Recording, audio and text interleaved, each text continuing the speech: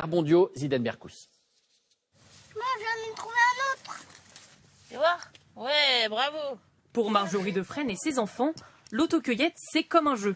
L'objectif, reconnaître, toucher, puis cueillir des fruits et légumes tout seul.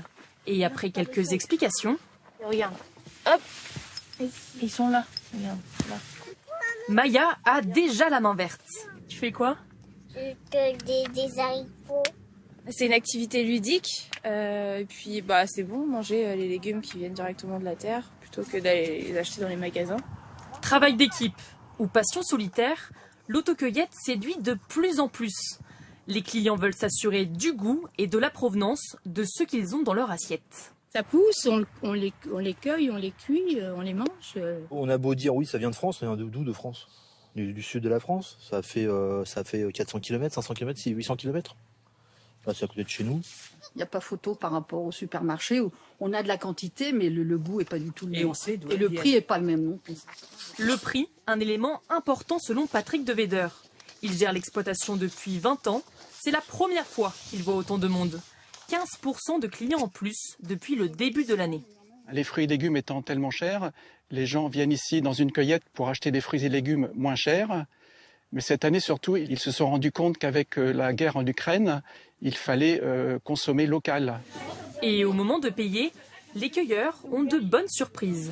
Est-ce que vous payez moins cher vos courses? Vous avez un total de 10 € chacun. Oh oui, nettement même.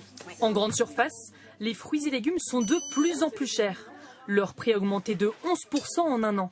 Ici, pas de frais de transport ni de récolte. Les tomates sont à 1,50 € le kilo. Comptez 3,5 € pour les haricots. C'est un peu moins cher les tomates par rapport au magasin. Puis c'est naturel, quoi. On mange quelque chose de bien. Avec tout ce qui augmente, c'est important de payer un peu moins cher. Chaque mois, plusieurs milliers de personnes viennent ici s'approvisionner. L'autocueillette n'a jamais autant eu la cote.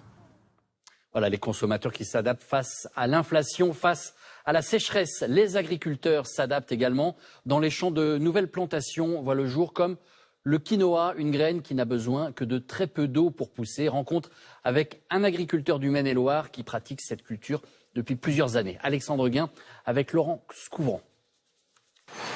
Un champ sec et une terre devenue aride. Pas de quoi inquiéter les agriculteurs du Maine-et-Loire qui produisent du quinoa. On va avoir une graine qui va être de très belle couleur et aussi avec un grain qui est assez gros. Donc non, cette année, ça va être une plutôt bonne année en quantité et en qualité. Ici, la culture du maïs a laissé sa place